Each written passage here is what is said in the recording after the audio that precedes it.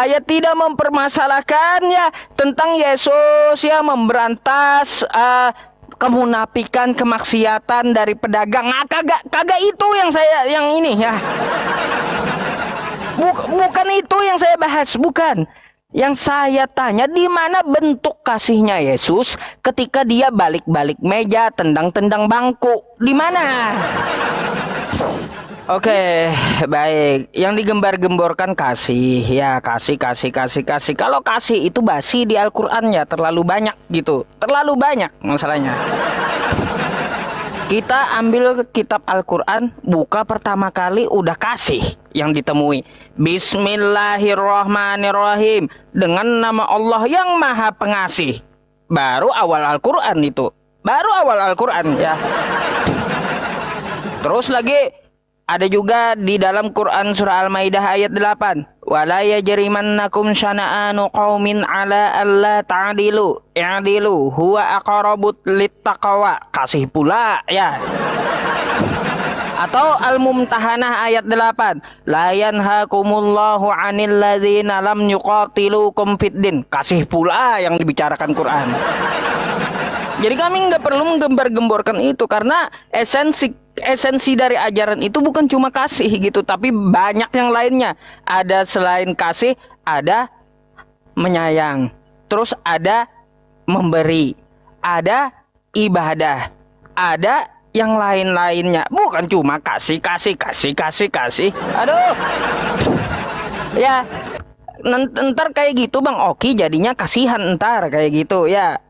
Atau ada juga ajarannya mengampuni ya, memaafkan, kan kayak gitu. Nah, berkaitan tentang masalah Quran yang saya bawakan, Quran ayat Al-An'am ayat 103, la tudrikuhul absar, dia tidak dapat dilihat dengan mata. Itu adalah salah satu konsep ketuhanan yang disampaikan oleh Rasulullah Shallallahu alaihi wasallam, yang mana konsep ketuhanan ini disampaikan oleh Yesus dan oleh Nabi Musa. Nabi Musa Tuhannya kagak dapat kelihatan dengan mata. Betul nggak? Betul dong. Buktinya apa? Nabi Musa tidak menuhankan manusia. Ya, Nabi Musa tidak menyembah berhala. Itulah kebenaran. Yesus menyampaikan Tuhan itu tidak dapat dilihat rupanya. Bapa yang mengutus aku, dia yang bersaksi tentang aku. Kamu tidak akan dapat mendengar suaranya. Rupanya pun tidak dapat kau lihat. Tuhan kagak kelihatan. Anda percaya Yesus kan? Kebenaran kan yang disampaikan dia itu. Tuhan kagak kelihatan. Betul? Oke? Artinya apa yang dibuktikan oleh Yesus? Adakah dia menyembah manusia? Atau adakah dia menyembah berhala? Enggak ada kan? Begitu pula yang disampaikan Nabi Muhammad. La tudrikuhul absar. Tuhan itu tidak dapat dilihat dengan mata. Kan kayak gitu. Tuhan itu tidak dapat dilihat dengan mata. Sama dengan yang disampaikan Nabi Musa sampai sama yang disampaikan oleh Yesus. Tuhan tidak dapat dilihat dengan mata. Itulah kebenaran dari Nabi Muhammad ya, bahwa Tuhan itu bukan berhala, Tuhan itu bukan manusia. Bukti kebenarannya, dia tidak menyembah berhala dan Nabi Muhammad tidak menyembah manusia. Ya. Nah, tuh. Kebenaran dari Nabi Muhammad.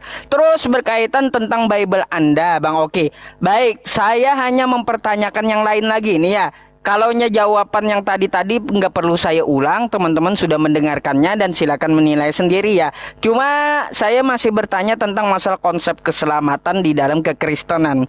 Bang Oki, coba Anda buka dulu di 1 Timotius 1 nomor 20. Saya bacakan ya teman-teman.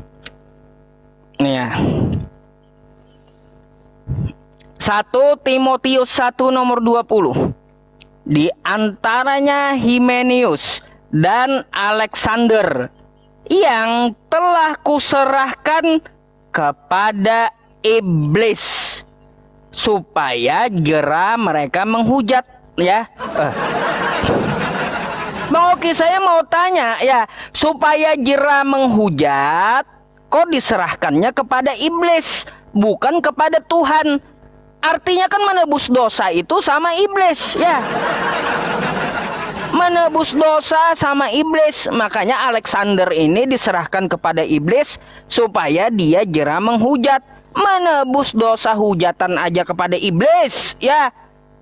Nah, jadi pertanyaan saya di sini Bang Oki, kenapa harus diserahkan ke iblis, bukan ke Tuhan yang katanya Tuhannya menebus dosa? Ayo. Apa coba kenapa kepada iblis? Oh ini aduh payah kali ini. Aduh. Jelaskan dulu dah. Ha? Ya. Kenapa harus kepada iblis? Ya silakan. Ah.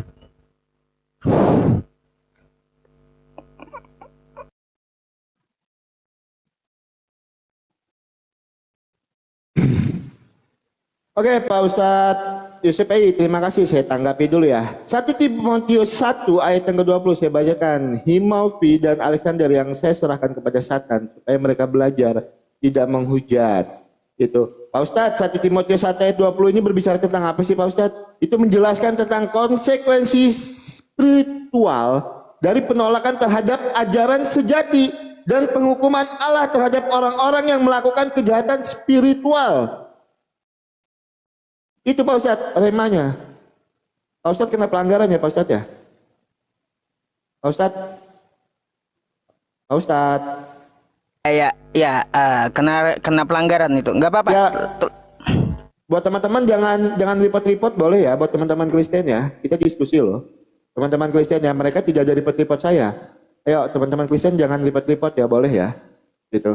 Jangan report-report akun Pak Ustadz Yusuf Ei, yuk ini diskusi yuk, jangan report-report ya. Oke, saya lanjutkan Pak Ustadz ya. 1 Timotius 1 ayat 20 itu menjelaskan konsekuensi spiritual dari penolakan terhadap ajaran sejati Pak Ustadz. Itu konsekuensi yang dia dapatkan ketika dia menolak ajaran sejati, ketika dia menolak ajaran kasih dari Tuhan Yesus, ajaran kebenaran, maka konsekuensinya itu ayat berbicara di dalam 1 Timotius 1 ayat yang ke-20 Pak Ustadz. Jadi konsekuensi yang dia dapatkan itu konsekuensi spiritualnya Pak Ustadz Yusuf Ei. Oke, saya udah tanggapi 1 Timotius 1 ayat yang ke-20. Kalau memang kurang jelas nanti Pak Ustadz Yusuf Ei silahkan menanggapi lagi. Oke, Pak Ustadz Yusuf Ei tadi kan bilang, ini yang saya bingung tuh kadang-kadang kalau bernarasi itu seperti ini. Pak Ustadz Yusuf Ei tadi bilang, kalau mau selamat, ikuti ajaran Nabi Muhammad. Karena Nabi Muhammad mengajarkan kebenaran. Terus ketika saya tanya, apa kebenaran yang dilakukan oleh Nabi Muhammad? Tunjukkan di dalam Al-Quran, Pak Ustadz Yusuf Ei. Pak Ustadz bawa di dalam Al-An'am 103. Terus Pak Ustadz tadi bernarasi. Kan sama, seperti Musa mengajarkan seperti itu. Tuhan Yesus mengajarkan seperti itu. Ya udah berarti nggak harus percaya kan sama iman Pak Ustadz. Percaya sama Tuhan Yesus kan diselamatkan juga. Tuhan Yesus sama mengajarkannya itu. Nah, Pak Ustadz blunder sendiri dengan omongan Pak Ustadz ketika Pak Ustadz menyamakan tadi. Itu. Sedangkan Pak Ustadz tadi bilang kan, kalau mau selamat ikuti ajarannya Nabi Muhammad. Itu. Nah giliran saya tanya, Pak Ustadz menyamakan Tuhan Yesus juga kan mengajarkan seperti yang tertulis di Al-An'am 103. Kan blunder sendiri, berarti tidak harus percaya dong kepada Nabi Pak Ustadz, mohon maaf ya. Karena Pak Ustadz sendiri yang bernarasi kan, percaya Tuhan Yesus mengajarkan seperti itu kan sama Pak Ustadz. Itu Tuhan Yesus mengajarkan seperti itu. Nah, jadi Pak Ustadz belum menjawab pertanyaan saya. Yang menjadi pertanyaan saya Pak Ustadz. Itu. Karena hal Pak Ustadz sudah menjawab tadi, saya sudah terima. Terus di Sahih Muslim 2767 dengan tegas Pak Ustadz menjawabnya pertanyaan saya. Pak Ustadz, yang saya tanya sama Pak Ustadz, contoh kebenaran ajaran yang dilakukan oleh Nabi Muhammad. Misalnya, seperti yang saya contohkan tadi, ajaran kasih, terus Pak Ustadz bilang kan, banyak di dalam Al-Quran itu ajaran kasih. Itu. Coba Pak Ustadz tunjukkan saya satu ayat Pak Ustadz. Selain yang Nabi Muhammad tadi ya, Pak Ustadz, saya minta data lainnya dari Pak Ustadz. Kan Pak Ustadz bilang banyak kan tadi kan, banyak data ajaran yang dilakukan oleh Nabi Muhammad itu. Kebenaran yang dilakukan oleh Nabi Muhammad kan banyak.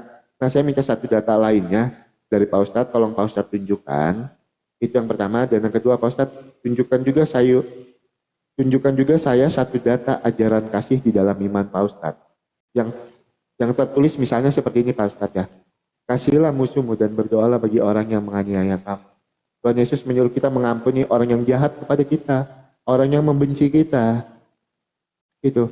Nah, itu yang saya minta di dalam iman Pak Ustadz juga ketika Pak Ustadz tadi bilang banyak ajaran kasih di dalam iman Pak Ustadz. Jadi dua pertanyaan saya, tunjukkan satu data kebenaran Nabi Muhammad, tunjukkan satu data ajaran kasih di dalam iman Pak Ustadz. Silakan Pak Ustadz Yusuf. Oh masih 14 menit ya? Gitu. Ya silakanlah, lanjutkan dulu Pak Ustadz ya. Bang Oki, teman-teman semuanya, saya boleh matikan live streaming sebentar, saya masuk kembali dalam 1 menit gitu ya. Boleh? Siap, Soalnya tadi kena peringatan kalau nggak dimatikan dalam 10 menit saya kena ban nanti. Ya, boleh. Silakan Pak Ustadz. Oke ya, teman-teman yang 2.500 orang. Atau ya? gini, kalau memang Pak Ustadz belum ini mau dilanjut besok nggak masalah kita. Nggak, kita lanjut aja langsung. Oke, saya mau matikan semenit aja gitu. Boleh, ya teman-teman semuanya, saya matikan semenit, silakan masuk kembali ya. Saya live streaming ulang gitu, oke? Oke, siap. Baik, oke.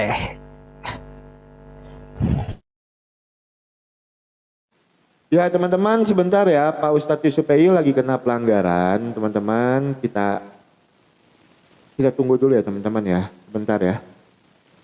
Kita tunggu dulu Pak Ustadz Yusupei lagi kena pelanggaran ya. Jangan kabur Bang Oki lah, siapa yang kabur orang Pak Ustadz Yusupei yang minta dihentikan dulu. Lawak-lawak kalian itu framing. Itu aneh. Lucu sekali ya kan.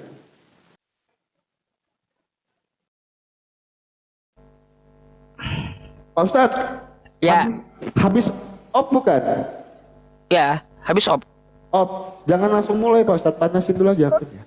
Takut kena report lagi nanti. 1 menit itu nggak apa-apa Pak Ustadz, silakan. Oke, ya teman-teman bantu tap layar dulu kalau gitu ya. Silakan. Takutnya tuh kena report malah ke ban. Itu nanti Pak Ustadz kan. Iya, soalnya kalau ada pembatasan kayak gitu dia dikasih waktu 10 menit. Kalau nggak dimatikan live streamingnya maka di ban dia. Iya. Silakan Pak Ustadz. Oke ya teman-teman, mohon bantuannya satu ronde ini buat tap layar gitu ya. Mute dulu ya Pak Ustadz ya, saya izin mute ya, silakan Pak Ustadz. Oke, kita akan jawab dulu pertanyaan Bang Oki tadi ya. Oke, thank you. Oh. Nanti aja jawabnya Pak Ustadz, habis ini, jangan sekarang. Biar panasin akun dulu. Iya dong, iya dong. Sabar ya, sabar. Iya teman-teman, aduh. Kita masih punya PR ya, yang harus kita selesaikan. Bantu tap layarnya ya teman-teman semuanya agar tidak mudah rungkat. Ini saja ya teman-teman ya.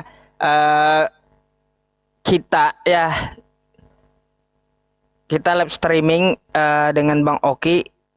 Meskipun udah dijaga gitu ya perkataan, masih aja kena pembatasan. Nah. Ada aja. Aduh. Jangan sampai kena tombak lagi nanti akunnya Pak Ustadz. Oh iya. Gitu. Ya buat teman-teman jangan main report ya, boleh ya teman-teman Kristen ya. Ayo ya.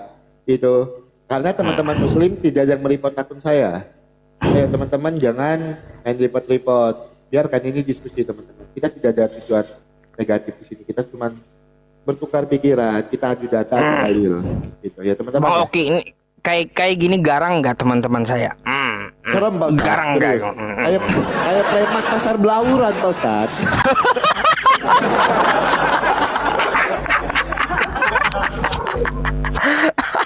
Iya nggak? Betul nggak? Kayak preman pasar Belauran. Gitu.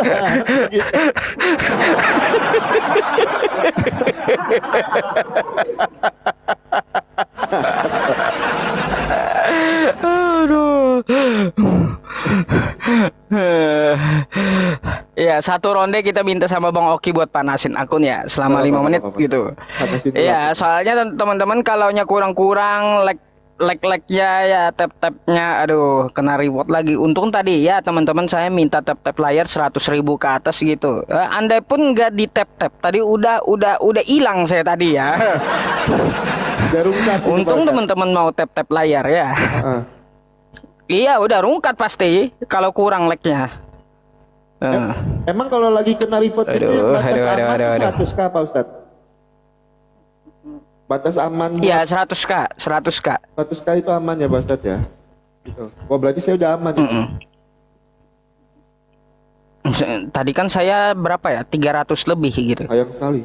Tapi Pak Ustadz juga kalau aku lihat kalau lagi lab itu bisa nyampe 1 M ya. Laptop layarnya ya luar biasa.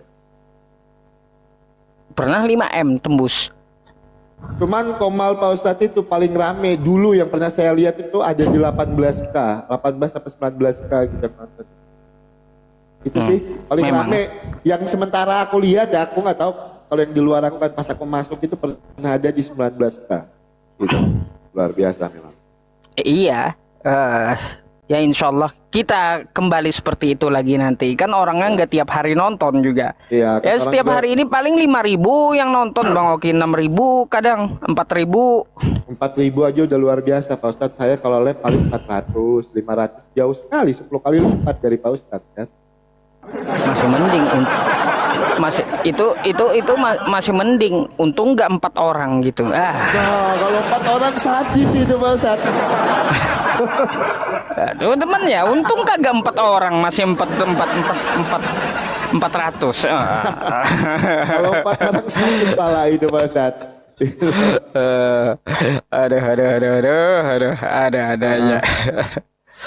Jangan lagi pakai yang tadi pakai kacamata seram kan. Nah, aku ini diskusi sama Pak Ustadz atau sama preman belauran ini kan bingung. Sudah pakai kacamata pakai artinya 2 pula kan. Ada Ya Pak aja Ustadz, ya. kabar orang tua Pak Ustadz gimana? Yang kemarin? Alhamdulillah membaik udah. Syukurlah. Udah sehat ya Pak Ustadz ya? Ya udah kembali lah, meskipun ada kena kan kemarin itu. Oh ada kena Pak Ustadz? Iya, bahu kena sama kepala. Cuman agak pulih udah ya? Udah pulih sekarang? Udah pulih.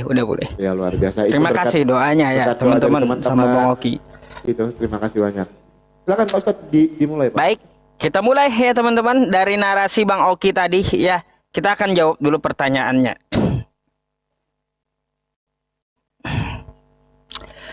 Baik, tadi Bang Oki menyampaikan kepada kita, oh ya sudah, kita nggak perlu percaya Nabi Muhammad Shallallahu Alaihi Wasallam kalau seperti itu, ya, karena juga diajarkan oleh Yesus. Bang Oki, saya tegaskan, kalau begitu mari kita percaya Yesus gitu. Mari kita percaya Yesus ya. Yesus tidak menyembah berhala, Yesus tidak menyembah manusia. Yesus bersyukur kepada Tuhan yang mana Tuhannya tidak terlihat oleh mata. Di Matius 11 nomor 25, aku bersyukur kepadamu Bapa, Tuhan langit dan bumi. Kan kayak gitu. Yesus bersyukur kepada Tuhan yang tidak terlihat dengan mata. Maka dari itu mari kita percaya Yesus gitu. Mari kita ikuti apa yang dikatakan oleh Yesus. Jangan menyembah berhala, jangan menyembah manusia, ya. Ah, itu aja, ya. Saya tegaskan seperti itu. Ini saya catat masalahnya apa yang dikatakan oleh Bang Oki tadi. Percaya Yesus aja, ngapain percaya Nabi Muhammad, ya. Ya, mari kita percaya Yesus. Saya pun juga percaya Yesus. Maka dari itu, sekali lagi saya tegaskan, mari kita menyembah Tuhan yang tidak terlihat, ya, bukan menyembah berhala, bukan menyembah manusia. Terus juga tadi kata Bang Oki, tunjukkan ya kebaikan Nabi Muhammad di dalam Al-Quran. Waduh, Bang Oki, ya, Nabi Muhammad itu dia menikah dengan Siti Khadijah, ya, seorang saudagar yang sangat kaya ya di Jazirah Arab. Dia menikah dengan Siti Khadijah gitu.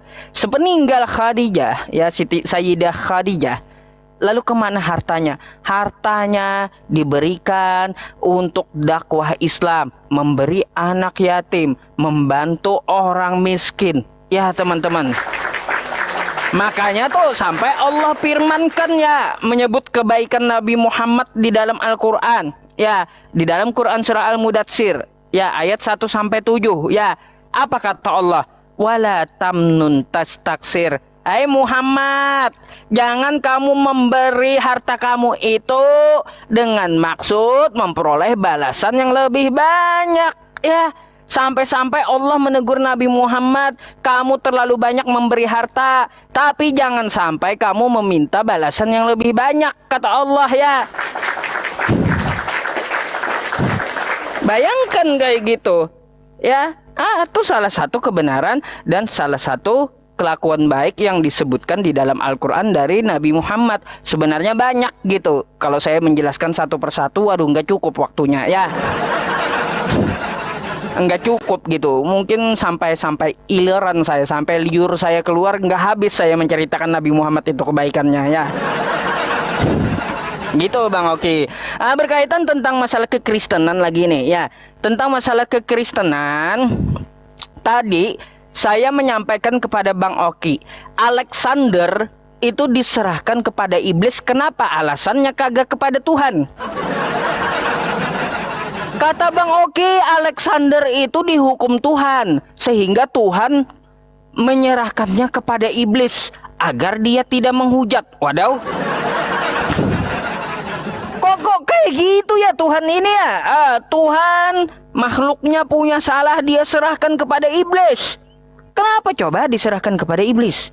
Kenapa tidak diserahkan kepada Tuhan agar diampuni dosa-dosanya? Kenapa harus kepada iblis? Nah itu alasannya kenapa. Terus Bang Oki ya, katanya kalian itu kan tadi menyampaikan ya dari Bang Oki, konsep Kristen itu adalah konsep keselamatan yang benar. Apa betul Bang Oki? Coba Anda buka dulu di 2 Tesalonika 2. Coba buka 2 Tesalonika 2 nomor 11. Apa yang dikatakannya di sini? Ini pertanyaan saya juga ya Bang Oki. 2 pertanyaan saya ya. 2 Tesalonika 2 nomor 11.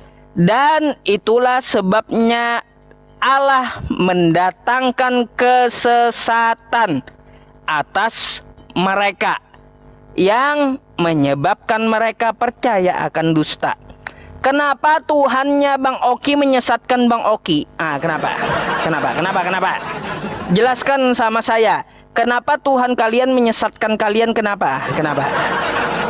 Ya, supaya kalian percaya dengan dusta. Kita tahu percaya dengan dusta, ya ajaran dusta itu ajaran siapa itu ya. Kayak gitu. Oke, kenapa alasannya Tuhan Bang Oki mendatangkan kesesatan? Silakan.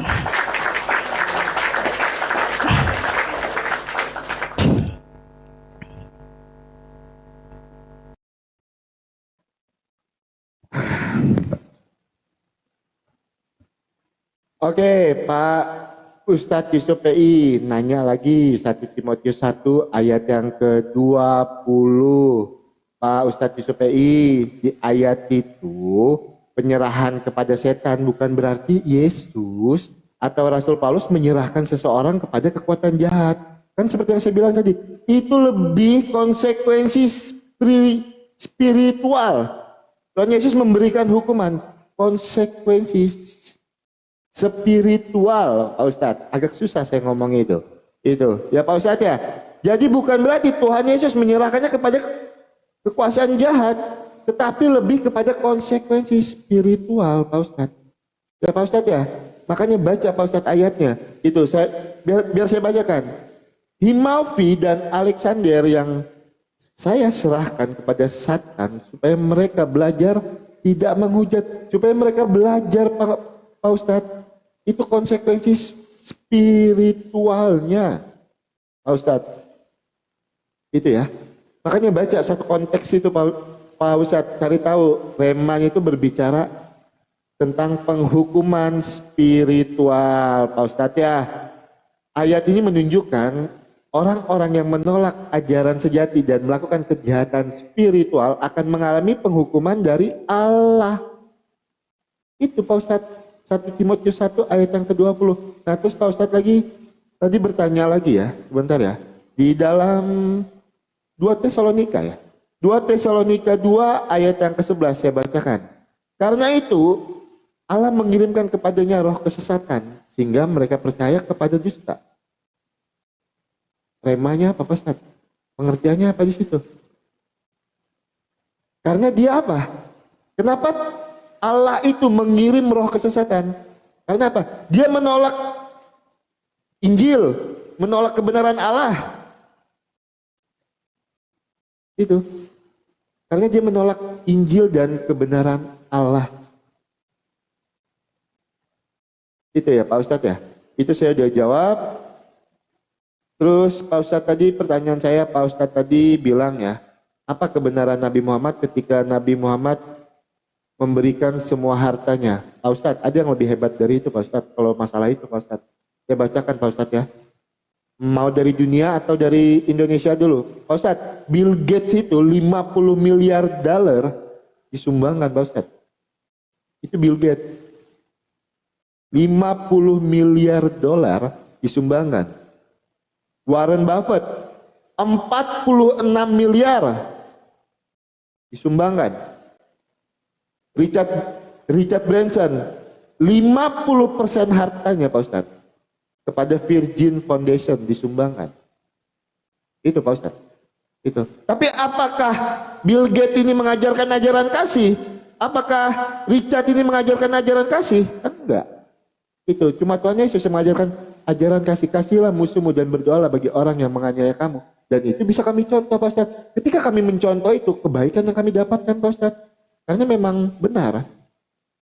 Itu. Ketika Pak Ustadz tadi saya minta satu kebenaran di dalam kitab Pak Ustadz bawakan tentang penyumbangan harta. Siti Khadijah tadi, Pak Ustadz, Bill Gates juga menyumbangkan itu Pak Ustadz. Warren Buffett menyumbangkan itu, Richard Branson menyumbangkan itu Pak Ustadz. Di Indonesia juga banyak Pak Ustadz.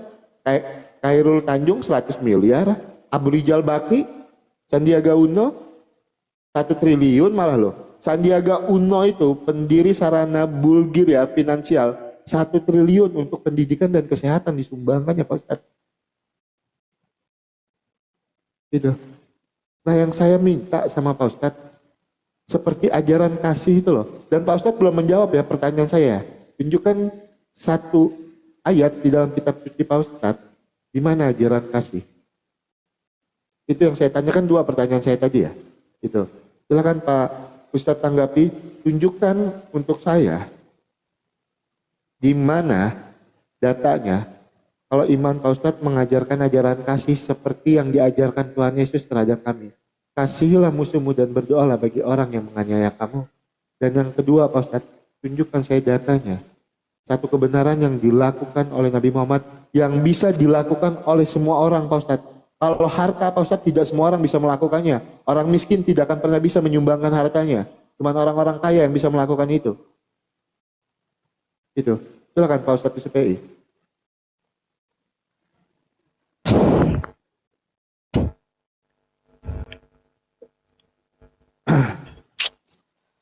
Saya jawab dulu dalil ajaran kasih di Al-Quran. Saya udah bilang tadi, kalau kita ngambil mushaf Al-Quran yang pertama kali ya adalah ajaran kasih. Kalau kita buka ayatnya.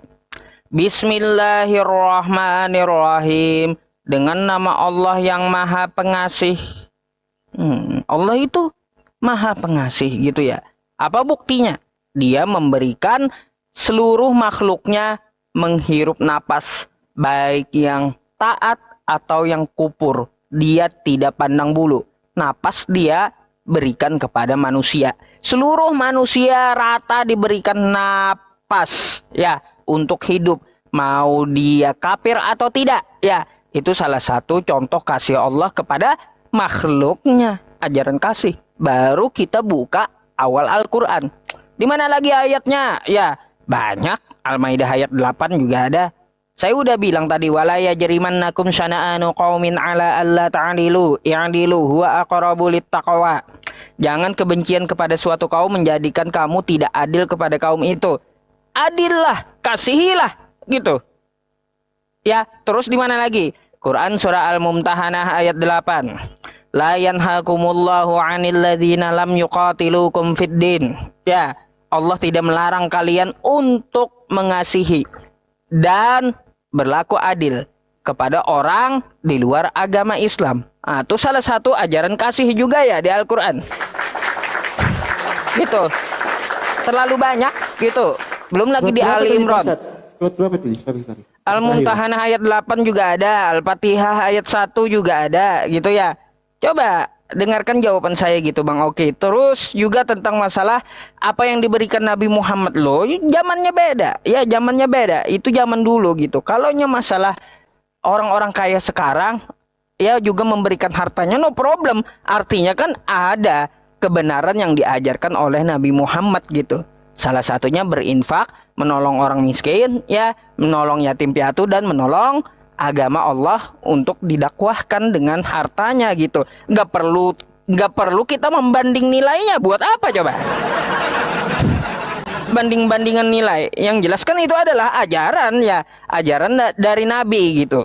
Nah, terus rasanya saya udah jawab semua ya teman-teman. Gini, saya mendengarkan penjelasan dari Bang Oki tadi tentang masalah kenapa harus diserahkan ke iblis supaya belajar tidak menghujat.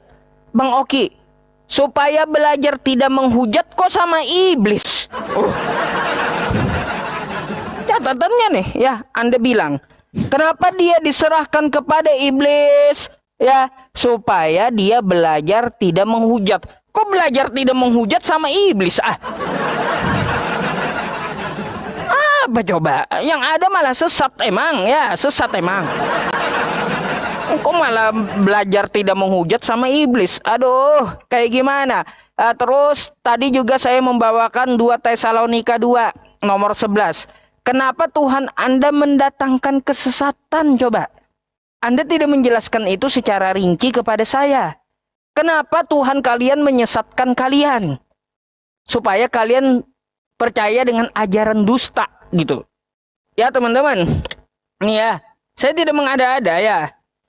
Dan itulah sebabnya Allah mendatangkan kesesatan atas Bang Oki yang menyebabkan Bang Oki percaya kepada dusta. Supaya percaya kepada dusta, Tuhan Anda menyesatkan Anda gitu. Kita tahu ya ajaran dusta. Ya, ajaran dusta Roma 3 nomor 7 ajaran dusta ya. Filipi 1 nomor 17 dan 18 ajaran dusta. 1 Korintus 15:15 ajaran dusta. Jadi memang Bang Oki supaya percaya dengan ajaran dusta tersebut dan memang disesatkan agar percaya dengan dusta tersebut. Ya. Coba jelaskan gitu. Terus katanya Yesus mengasihi. Ini malah nambah nanya lagi saya Bang Oki kepada Anda ya. Ini pertanyaan saya. Ya, di dalam nih ya. Di dalam Matius ya nomor 21 ya. Pasal 21 nomor 12.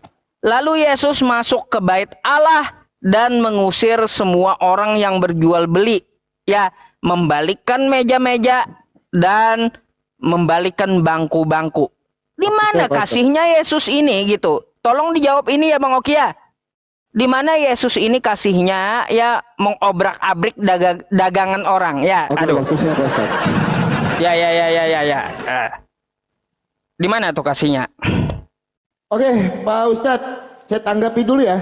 Sejak kapan saya bilang Pak Ustadz di dalam 1 Timotius tadi disuruh belajar dengan setan? Ya, waktunya belum mulai Pak Ustadz. Sebentar Pak Ustadz. Pencet dulu, pencet. Oke.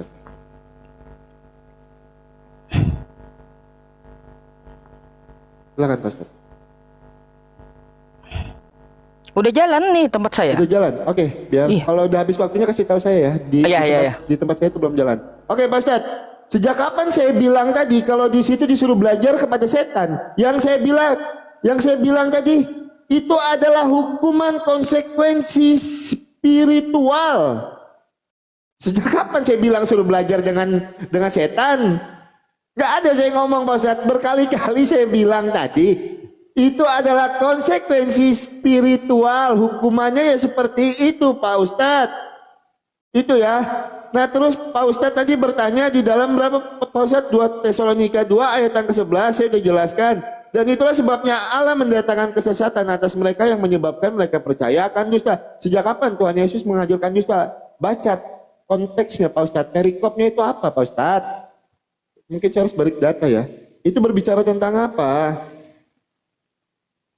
Kedurhakaan sebelum kedatangan Tuhan.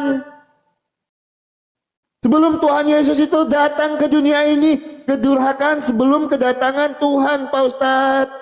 Itu sejak kapan Tuhan Yesus mengajarkan kami ajaran kasih? Makanya seperti yang saya bilang, kami tahu kami punya Bapa yang kasih, kami punya sang sumber yang kasih itu dari Tuhan Yesus. Karena Tuhan Yesus mengajarkan kami ajaran kasih. Dan Tuhan Yesus tidak pernah mengajarkan kami berdosa. Ya katakan iya, tidak katakan tidak. Itu yang tertulis di dalam Alkitab Pak Ustadz ya. Itu makanya Pak Ustadz harus lihat konteksnya. Kedurhakaan sebelum kedatangan Tuhan. Itu. Nah, saya tanggapi dulu ya Pak Ustadz ya. Itu saya tanggapin dulu. Pak Ustadz bawakan ketika saya meminta satu contoh ajaran kasih. Pak Ustadz bawakan Al-Fatihah ayat 1. Dengan nama Allah yang Maha Pengasih lagi penyayang. Terus Pak Ustadz menjelaskan memberikan nafas itu adalah bentuk kasih. Pak Ustadz, itu kan tidak bisa ditiru manusia Pak Ustadz. Apa manusia bisa memberikan udara buat kita? Apa manusia bisa memberikan nafas untuk kita? Yang saya mintakan ajaran kasih yang bisa dilakukan oleh manusia. Itu.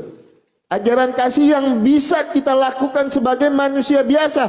Tanpa pandang bulu, tanpa pandang derajat, tanpa pandang ekonomi. Itu yang saya tanya. Kalau Pak Ustadz bawakan Al-Fatihah ayat 1 dengan nama Allah yang Maha Pengasih lagi penyayang. Terus Pak Ustadz menjabarkan tadi. Allah akan memberikan nafas kepada setiap manusia.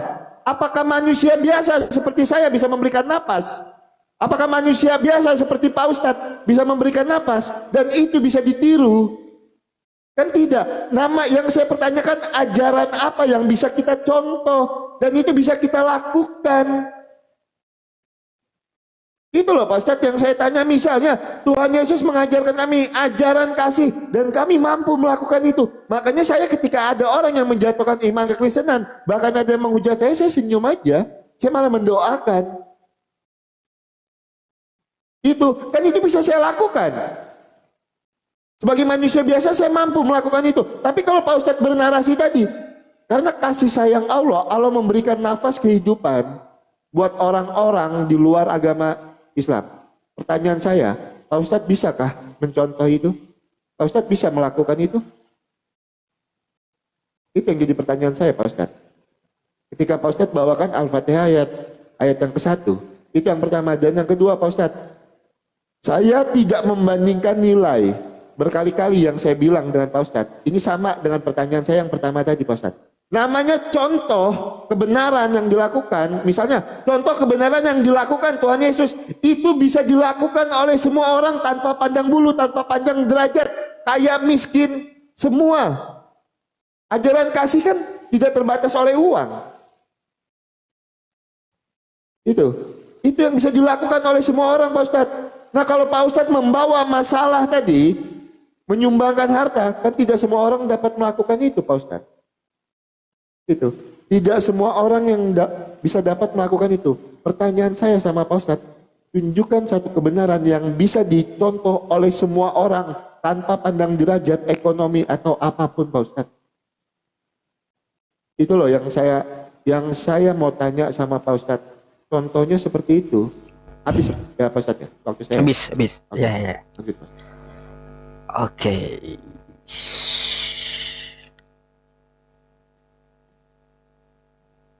Bentar, udah jalan belum Pak? Belum. Ini udah terhenti, cuma belum. Nah nih ya udah. Nah, terima. Oke, jadi begini ya Bang Oki. Ya kalau seperti itu perbandingannya, Yesus itu kan Tuhan, katanya mengajarkan kasih. Bisa nggak kasihnya seperti Tuhan kami? Coba.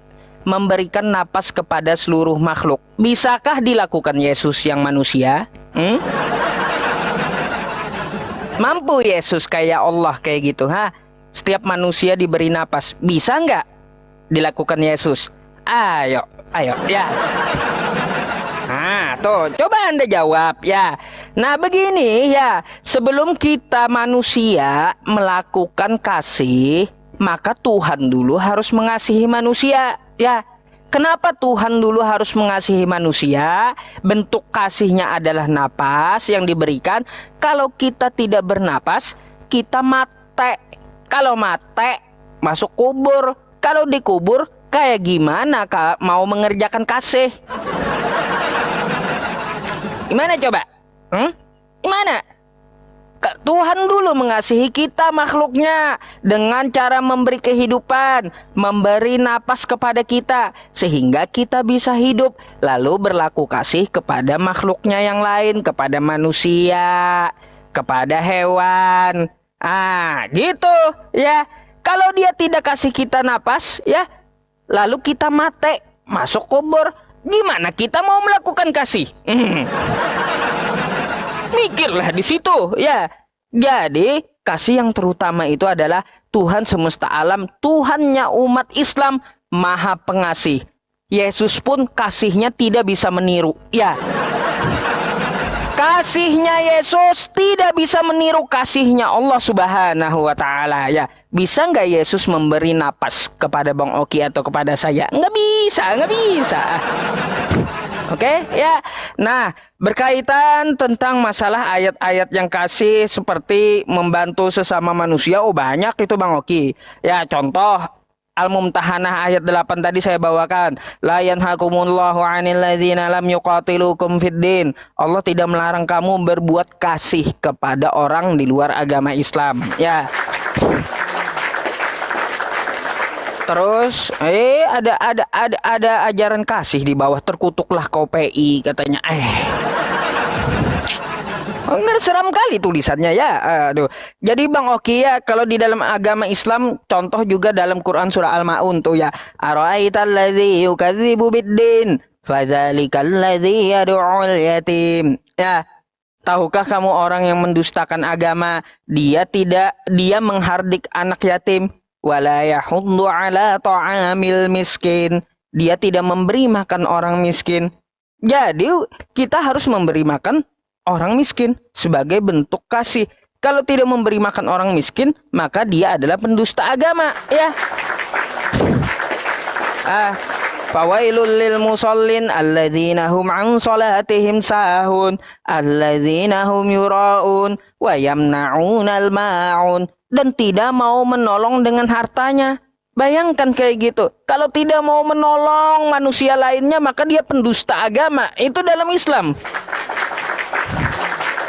Jadi dalam Islam itu manusianya harus mengasihi manusia yang lainnya. Ya, termasuk dengan ciptaan yang lainnya seperti hewan juga. Kalau kita punya burung, maka dikasihlah burung itu sangkar yang bagus, yang nyaman, dikasih makan, terus dikasih pasangan. Bentuk kasih kita kepada burung gitu ya.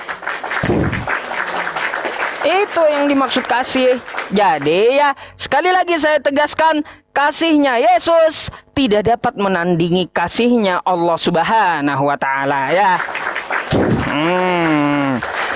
Terus ini Bang Oki, tadi saya bertanya satu hal kepada Anda, di mana bentuk kasihnya Yesus ketika dia mengajarkan seperti ini belum Anda jawab nih ya, karena udah hampir habis 40 detik lagi ya. Yesus menyucikan bait Allah di Matius 21. Lalu Yesus masuk ke bait Allah dan mengusir semua orang yang berjual beli di halaman bait Allah.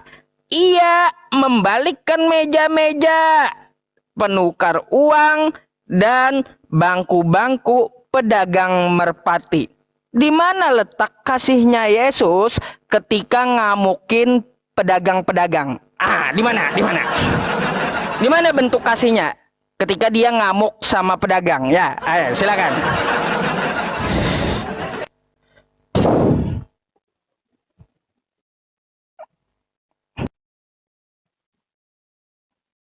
Oke, Pak Ustadz Yusuf Pei, saya tanggapin yang mana dulu nih? Ada dua pertanyaan Pak Ustadz Yusuf Pei. Oke, Pak Ustadz Yusuf Pei tadi bilang, Yesus bisakah memberikan nafas? Pak Ustadz Yusuf Pei baca di dalam Kolose 1 ayat 16 menyatakan, Allah menciptakan segala sesuatu di dalam dan oleh Yesus Kristus. Yohanes 1 ayat 3 yang menyatakan segala sesuatu dijadikan oleh Dia dan tanpa Dia tidak ada satu pun yang jadi. Tanpa Tuhan Yesus kita tidak ada di dunia ini, Pak Ustadz. Jangankan cuma napas, Pak Ustadz. Itu. Kolose 1 ayat 16, Yohanes 1 ayat 3. 1 Korintus 6 ayat yang ke-8. Satu Tuhan saja yaitu Yesus Kristus, olehnya segala sesuatu telah dijadikan. Termasuk kita, Pak Ustadz. Kita ini dijadikan oleh Tuhan Yesus, Pak Ustadz. 3 data yang saya sebutkan dan nyambung, Pak Ustadz. Ya Pak Ustadz ya? Itu. Jadi ketika Pak Ustadz bertanya, apakah Tuhan Yesus bisa memberikan nafas? Pak Ustadz baca di dalam Kolose 1 ayat 16, Yohanes 1 ayat 3, 1 Korintus 6 ayat yang ke-8. Jangan bilang nanti ini Yohanes ini tulisan siapa, ini data saya. Ya Pak Ustadz ya, yang saya pakai Alkitab ini data saya. Itu. Oke, pertanyaan Pak Ustadz yang kedua. Saya jawab 30 detik biar saya bisa menanggapi. Pak Ustadz, ketika Tuhan Yesus marah di bait Allah, apakah Tuhan Yesus kehilangan kasihnya? Kenapa Tuhan Yesus marah di bait Allah, Pak Ustadz? Karena penggunaan bait Allah itu untuk tujuan komersil. Bait Allah kehilangan kesucian dan kekudusannya karena orang berdagang di sana. Pak Ustadz, orang berdagang di sana. Itu kan bait Allah. Itu. Kenapa bilang suaranya saya? Nah jadi bukan berarti Tuhan Yesus hilang kasihnya, Pak Ustadz. Ya Pak Ustadz ya. Dan Pak Ustadz tahu, Pak Ustadz, di bait Allah itu kenapa Tuhan Yesus marah, Pak Ustadz? Penindasan terhadap orang miskin yang terjadi di sana. Pak Ustadz baca di dalam Markus 11 ayat 15 sampai dengan 17. Pedagang menjual dengan harga-harga tinggi, memanfaatkan orang-orang yang tidak mampu. Itu Pak Ustadz. Makanya baca, cari tahu konteksnya Pak Ustadz. Jadi bukan berarti Tuhan Yesus tidak mengajarkan kami ajaran kasih. Seperti apa yang Pak Ustadz sampaikan tadi. Ya Pak Ustadz ya. Oke, saya tanggapi lagi dengan Pak Ustadz. Kan jadi saya bingung ya teman-teman ya. Ketika saya bertanya apa, Pak Ustadz jawabnya apa. Itu Pak Ustadz. Saya tidak membandingkan apapun Pak Ustadz. Masalah ekonomi apapun saya tidak bandingkan. Tapi yang saya terangkan pelan-pelan dengan Pak Ustadz pertanyaan saya 2 menit ini saya gunakan untuk menerangkan pertanyaan saya dengan Pak Ustadz. Pak Ustadz, contoh ajaran. Ajaran itu apa Pak Ustadz? Sesuatu yang bisa kita tiru tanpa ada batasan. Ajaran. Ajaran yang sesuatu yang bisa kita tiru di dalam kehidupan kita tanpa ada batasan apapun Pak Ustadz. Saya contohkan Pak Ustadz ya. Ajaran kasih. Tuhan Yesus mengajarkan kita ajaran kasih. Tidak ada batas Pak Ustadz. Apakah karena kita bukan orang kaya, kita tidak mampu mengasihi? Enggak. Orang kaya mampu mengasihi, orang miskin mampu mengasihi, orang dewasa mampu mengasihi, anak kecil mampu mengasihi. Semua orang bisa melakukan itu Pak Ustadz. Tanpa pandang bulu, tanpa pandang derajat. Semua orang bisa melakukan itu. Nah, yang saya minta contoh seperti itu Pak Ustadz, yang saya minta. Kenapa yang saya bilang tadi ketika Pak Ustadz mencontohkan ajaran kasih itu di dalam Al-Fatihah 1 ayat yang ke-1, terus Pak Ustadz menjabarkan itu adalah bentuk kasih. Pertanyaan saya, silakan Pak Ustadz jujur. Kan kita harus mencontoh nih Pak Ustadz. Contoh kan, ya, yang saya minta kan contoh. Ajaran kasih yang bisa kita praktekkan di dalam kehidupan kita, itu yang saya minta. Ajaran kasih di dalam iman Pak Ustadz yang bisa kita praktekkan di dalam kehidupan kita. Ketika Allahnya Pak Ustadz memberikan napas, apakah Pak Ustadz mampu melakukan itu? Kan tidak Pak Ustadz. Itu. Jadi saya bertanya apa, Pak Ustadz menjelaskannya kemana? Itu yang saya tanya. Contohnya yang bisa kita lakukan di dalam kehidupan kita sehari-hari tanpa ada batasan. Itu pertanyaan saya Pak Ustadz, simpel sekali. Silakan Pak Ustadz.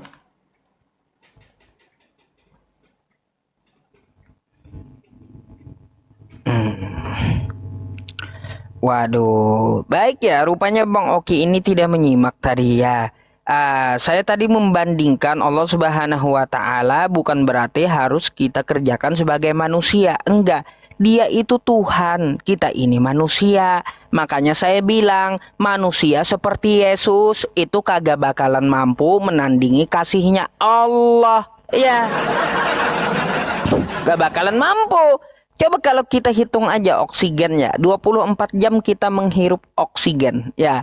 Satu manusia dikalkulasi dengan uang setiap harinya bayar 7 miliar dengan Tuhan. Satu orang manusia loh, ya. Kalau mau hidup 24 jam satu hari bayar dengan Tuhan 7 miliar. Bayangkan kayak gitu. Bisa dilakukan Yesus? Nggak bisa. Nggak bisa. Yesus ya sama napasnya aja ngos-ngosan ketika dikejar tentara Romawi. Macam mana Bang Oki ini? Ya, jadi Bang Oki, Yesus tidak bisa meniru Allah Subhanahu wa Ta'ala. Yesus tidak bisa menandingi maha kasihnya Allah. Bang Oki ini tadi rupanya tidak paham juga pertanyaan saya. Yang saya tanya tadi di Matius tadi, ketika Yesus ya obrak-abrik dagangan orang, di mana bentuk kasihnya? Di mana? Oh, itu kan katanya di bait Allah. Lah, itu kan di halaman toh. Ya. Bukan di dalam rumah ibadah toh. Di halaman, suka-suka orang lah.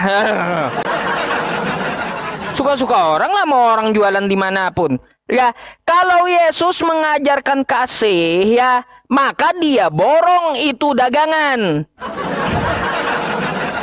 Dia borong, bukan dia balik-balik dagangan orang. Baru itu ajaran kasih. Pedagang, ngapain kamu jualan di halaman bait Allah? Ayo sudah, kamu pulang-pulang. Nih, ku borong jualan kamu semuanya, kata Yesus. Ya. Itu baru kasih. Ini apa? Udah modal kagak, amburin barang orang pula. Oh. Mana kasihnya, mana? Coba jelaskan sama saya. Gimana itu kasihnya? Di mana? Ya. Apakah seperti itu? Terus di mana kasihnya? Ya, seperti Belanda ya menjajah Indonesia bawa 3G. 3G salah satunya bawa agama Kristen. Lalu apakah kita patut mencontoh Belanda menjajah juga gitu? Menjajah juga gitu kita. Seperti yang diajarkan kasihnya Belanda menjajah Indonesia. Jadi Kristen wajib menjajah Indonesia juga, kayak gitu. Kagak kayak gitu ajaran kasih. Ya, pahami dulu ajaran kasih itu kayak gimana. Kalaunya kita manusia terbatas, kita mempunyai kekayaan untuk membantu orang lain, kan hal wajar gitu ya Bang Oki ya. Kita orang yang mampu bantu orang lain. Bang Oki, ajaran kasih itu depan mata saya nih. Nih 2 biji mata saya ya. Studio saya ini, nih ya. Ini adalah bentuk kasih umat Islam kepada saya loh. Ya, jangan salah. Dulu saya nggak punya studio, umat Islam yang bangunin ini nih. Sampai ada AC-nya. Ini bentuk kasih umat Islam kepada saya. Sampai saya punya laptop. Depan mata saya, ya ajaran kasih itu. Ya, itu salah satu contoh pengalaman pribadi saya. Umat Islam yang bangunin studio saya. Nggak sampai saya, aduh teman-teman, ini bulan ini kontrakan belum bayar ini. Aduh, nomor rekening dulu, nomor rekening. Aduh, koin dulu dikirim ya. Kayak gitu. Aduh. Iya teman-teman. Makin kuat hujatnya, makin kuat pula transferannya. Tahu lah Bang Oki, tahu lah siapa yang saya maksud gitu ya. Bukan Bang Oki gitu. Bayangkan ya, bayangkan apologet Kristen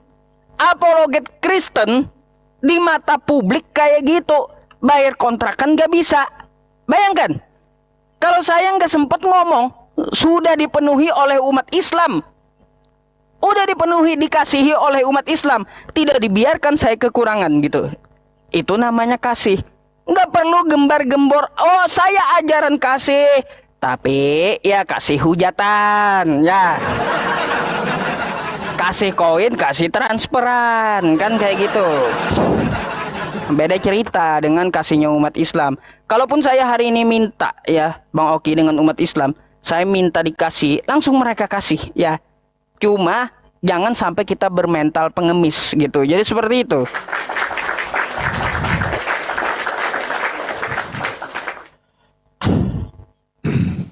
Oke, Pak Ustadz Yusuf PI lari dari pertanyaan saya itu lari semua. Saya nggak tahu.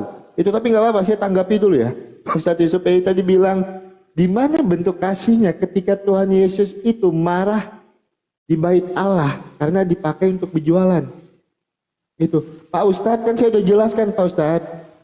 Itu, karena apa Pak Ustadz? Di situ tuh di bait Allah itu Pak Ustadz, ada ketidakadilannya Pak Ustadz. Baca makanya tadi yang saya sebutkan sama Pak Ustadz di dalam Markus 11 ayat 15 sampai 17 Pak Ustadz.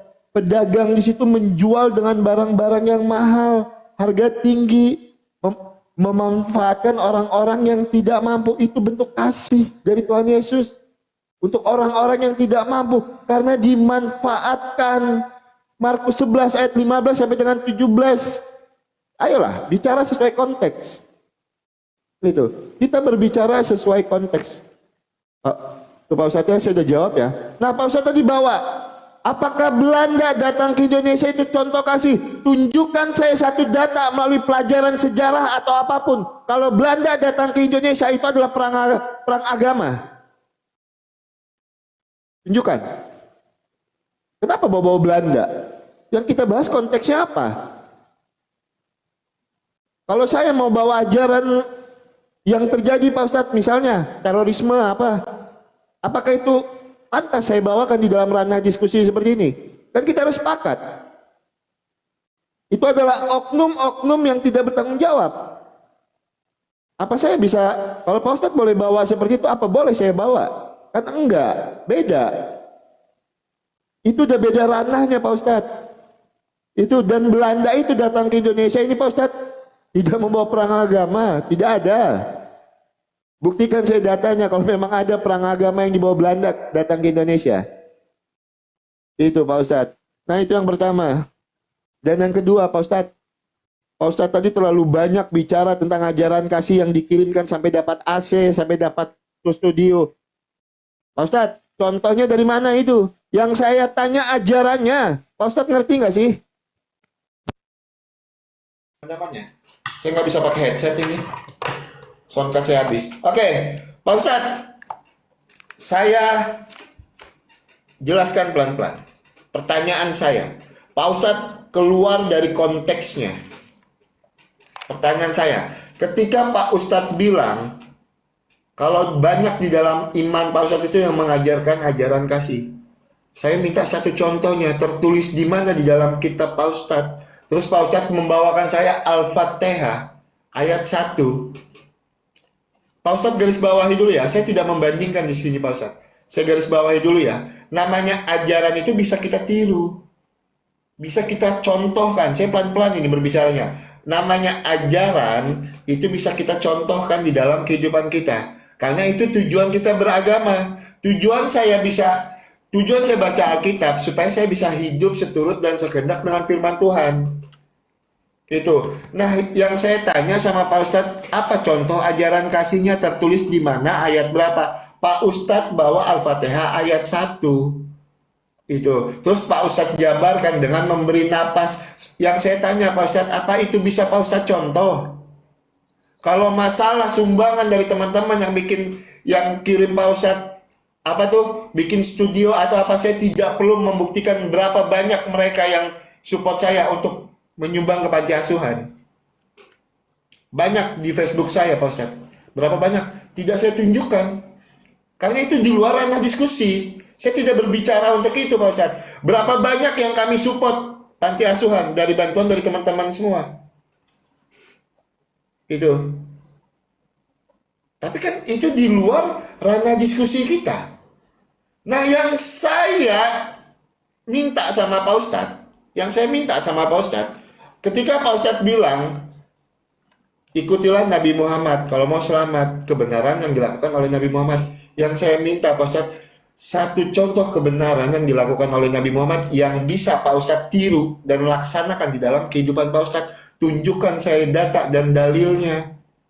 Itu yang pertama. Dan yang kedua, ajaran kasih. Ajaran itu bisa kita tiru dan kita lakukan di dalam kehidupan kita. Itu yang saya minta contohnya, Pak Ustadz. Tolong berikan saya data dan dalilnya. Jangan bawa-bawa Belanda, jangan bawa-bawa pemberian itu dari teman-teman buat tour studio, itu di luar konteks.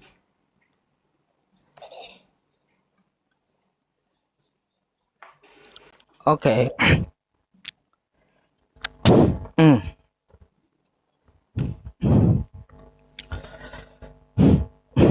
Oke, saya bahas dulu tentang masalah Bang Oki. Ya, studio saya ini dibangunkan karena ajaran Islam. Sehingga depan mata saya bisa lihat studio saya ini berkat ajaran kasihnya Islam. Terbukti depan mata saya. Jadi ini contoh dari ajaran Islam gitu. Buktinya ada depan mata Anda. Gitu maksud saya. Itu poinnya. Ini dari umat Islam. Mereka membangunkan studio ini, ya, mereka tidak membiarkan pendakwahnya kekurangan. Tuh ya, ajaran Islamnya di mana? Quran surah Ali Imran ayat 133 sampai 134. Wasari'u ila maghfiratin min rabbikum wa jannatin 'arduhas samawati wal ardu 'iddat lil muttaqin alladzina yunfiquna fis sarra'i wad dharra'i wal kadhiminal ghaidha wal 'afina 'anil nas. Nih buktinya dari ayat Al-Qur'an. Tulisannya Yusuf PI, studionya kelihatan, AC-nya kelihatan. Ya, jadi kayak gitu. Dari ayat Al-Quran nih. Ya, dari ayat Al-Quran. Depan mata Anda, ajaran kasih Islam gitu. Yang ditiru oleh umat Islam. Terus apakah saya perlu menggembar-gemborkan? Nah, ketika saya mengasihi, ya, di lain-lain seperti panti asuhan dan yang lainnya. Nggak perlu. Kebaikan itu kami sembunyikan. Ya, kami sembunyikan, takutnya ria. Gitu ya. Gitu. Terkait tentang Belanda. Belanda itu kan bawa 3G. Ya. Salah satunya gospel. Agama toh. Masa agama kasih menjajah? Apa seperti itu ajaran kasih? Kan itu yang saya bahas. Ya. Masa ajaran kasih jajah agama? Aduh. Masa ajaran kasih maksud saya jajah negara orang gitu loh ya. Coba lihat Islam. Apakah Arab pernah menjajah Indonesia? Apakah Mesir pernah jajah Indonesia? Apakah Palestina pernah jajah Indonesia? Apakah yang lain-lainnya negara Arab pernah jajah Indonesia? Ada? Nggak ada. Itu namanya ajaran kasih. Tidak mau menjajah sesama muslim, ya. Terus Belanda jajah sana sini, ya. Ajaran kasih gitu, ajaran kasih menjajah negara orang. Belanda itu kan salah satunya bawa gospel gitu. Itu yang saya maksud, ya.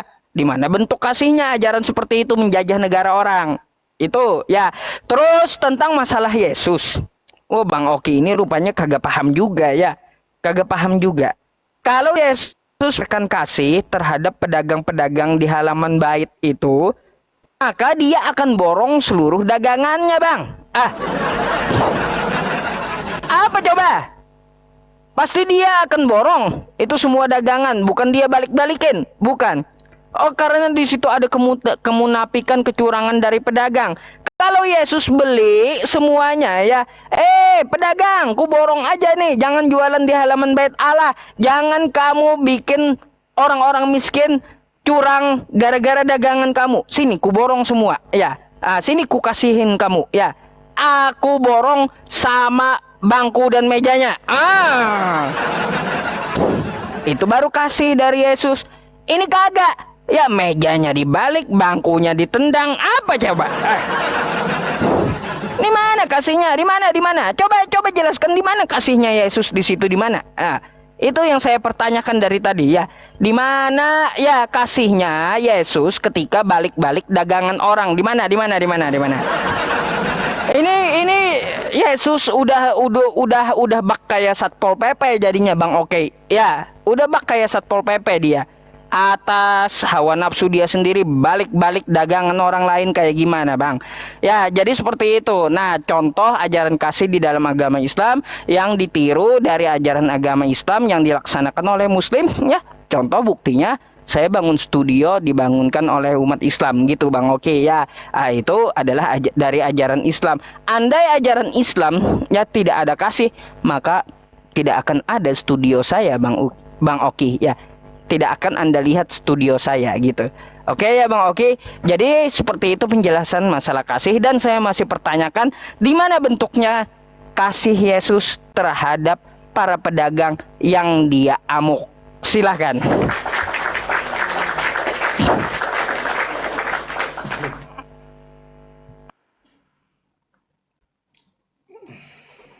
Oke, Pak Ustadz, kayaknya saya harus persingkat jawaban saya supaya saya lebih banyak menjabarkan apa yang saya tanyakan kepada Pak Ustadz. Nggak nyambung, Pak Ustadz. Gitu. Sebentar ya. Pak Ustadz, ketika Tuhan Yesus marah di bait Allah, Tuhan Yesus tidak kehilangan kasihnya, Pak Ustadz. Makanya kan saya bilang tadi, baca di dalam Markus 11 ayat 15 sampai 17, Pak Ustadz. Pedagang di sana kan menjual dengan harga-harga yang tinggi, memanfaatkan orang-orang yang tidak mampu. Makanya Tuhan Yesus marah, Pak Ustadz. Itu yang pertama. Dan yang kedua, Pak Ustadz, bait Allah digunakan untuk tujuan komersil. Tuhan Yesus marah, tetapi dia tidak kehilangan kasihnya, Pak Ustadz. Itu, saya rasa cukup 4 menit 11 detik. Pak Ustadz tadi bilang ya, bawa-bawa perang ya kan. Pak Ustadz, apa Pak Ustadz lupa ketika Pak Ustadz bernarasi tidak ada Muslim yang menjajah sesama Muslim. Pak Ustadz lupa ya Pak Ustadz ya, perang Arab dan Yaman ya, lupa Pak Ustadz. Apa Pak Ustadz? Lupa. Pak Ustadz duluan loh yang bawa-bawa perang. Itu udah di luar dari konteks kita padahal. Itu. Lupa perang Yaman sama Arab Pak Ustadz. Itu terjadi tahun berapa Pak Ustadz? 1934. Perang Yaman dan Arab. Atau Pak Ustadz tidak tahu? Belum tahu datanya. Tahun 1934 Pak Ustadz, perang Yaman dan Arab. Gitu. Oke, itu yang pertama. Dan yang kedua, ajaran kasih bisa terlihat dari teman-teman Pak Ustadz yang memberikan uang kepada Pak Ustadz untuk bikin studio dan AC. Seperti apa untuk mereka yang tidak bisa menyumbang kepada Pak Ustadz? Berarti mereka tidak mengikuti ajaran kasih. Kenapa kasih itu harus disangkut pautkan dengan sesuatu yang ekonomi? Sesuatu dengan uang. Kenapa? Kenapa kasih itu harus bersangkut pautan dengan uang?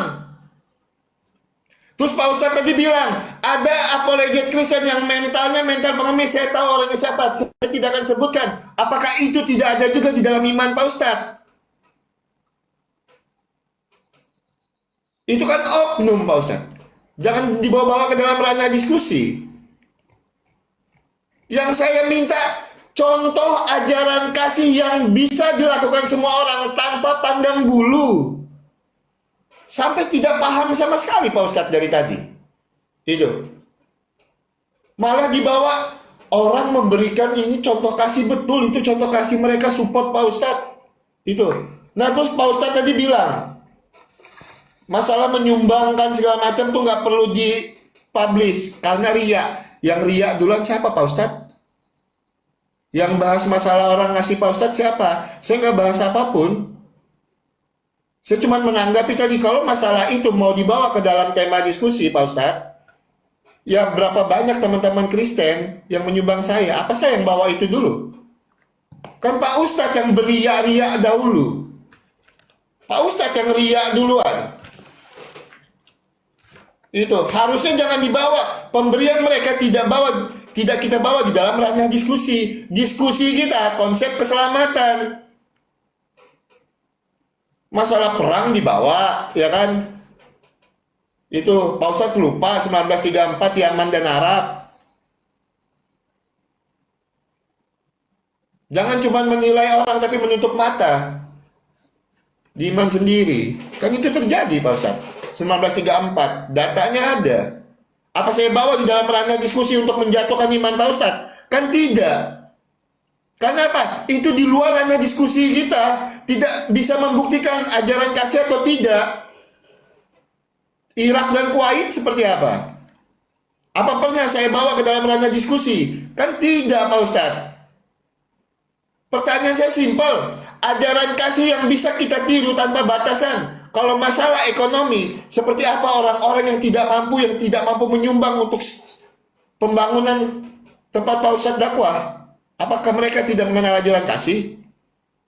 Makanya yang saya bawakan contoh, ketika Tuhan Yesus mengajarkan kasih, kasihilah musuhmu dan berdoalah bagi orang yang menganiaya kamu. Itu bisa dilakukan oleh semua orang tanpa pandang bulu. Tidak ada faktor ekonomi di situ. Kenapa kasih itu selalu ekonomi? Kita menyumbang berarti kita mengasihi. Kalau tidak menyumbang, tidak mengasihi. Itu, silakan ditanggapi Pak Ustadz. Terima kasih teman-teman, Tuhan Yesus berkati.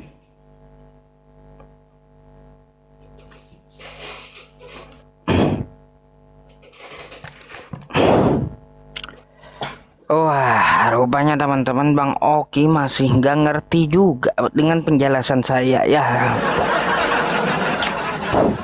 Ini kan bukti salah satu bentuk ajaran kasih yang saya perlihatkan kepada Anda. Bukan masalah berkaitan masalah ekonomi saja. Lalu bagaimana orang yang tidak mampu menyumbang untuk bangun studio saya? Lalu dia mendoakan saya, itu bentuk kasih juga ya. Waktu belum mulai. Udah jalan di tempat saya. Udah jalan, tempat saya belum salah. Oke, lagi. Kalau ini kan contoh benda. Lalu bagaimana kalau mereka tidak mempunyai benda, kan kayak gitu, tidak mempunyai harta. Mereka mendoakan saya pun itu bentuk kasih gitu ya. Aduh. Saya hanya ambil contoh aja studio saya ini. Kalau mereka tidak sumbang kayak gimana? Ibaratnya mereka tidak punya apa-apa, cuma punya baju di badan. Gimana mereka mengasihi? Kata Al-Quran, Quran surah Al-Hasyr ya. Rabbana paghfir lana wali ikhwanina alladzina sabaquna bil iman. Doakan saudaramu. Ya, tuh. Nggak perlu duit, nggak perlu harta gitu. Ya, cuma perlu baju di badan aja. Itu yang betul ajaran kasih. Kan kayak gitu ya, mendoakan sesama muslim semoga dia diberi kemudahan, semoga dia bla bla bla bla, kan kayak gitu bentuk kasih sayang kita kepada sesama muslim ya. Kayak gitu teman-teman ya, itu hanya contoh gitu loh Bang Oki ya. Untuk masalah ini kenapa harus berkaitan dengan finansial, dengan uang? Bukan cuma dengan uang. Ya, bukan cuma dengan uang. Kalau dia tidak punya apa-apa, cuma punya baju di badan, tidur di bawah jembatan, gimana cara dia mengasihi? Dengan suaranya mendoakan sesama muslim. Apakah itu ajaran Islam? Iya. Di mana dalilnya? Quran surah Al-Hasyr ya. Nah tuh tadi kacamata kan bentuk kasih juga tuh ya. Tapi itu finansial gitu. Ya, jadi seperti itu hanya contoh-contoh gitu loh Bang Oki ya. Terkait masalah Kristen. Ini rupanya Bang Oki, saya tidak mempermasalahkan ya tentang Yesus ya memberantas kemunafikan, kemaksiatan dari pedagang. Kagak itu yang ini ya. Bukan itu yang saya bahas, bukan.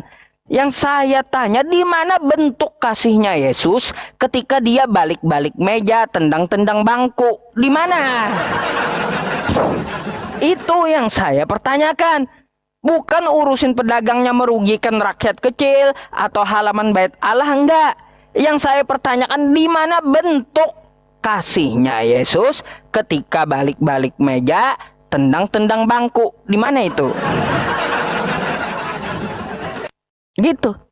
Coba Anda jelaskan kepada saya, di mana bentuk kasihnya Yesus? Ajaran kasihnya di mana itu? Apakah ajaran kasih itu harus balik-balik meja orang gitu yang dicontohkan Yesus? Atau kayak gimana? Terkait tentang masalah bagaimana negara Arab bla bla bla bla. Anda juga harus bedakan dulu.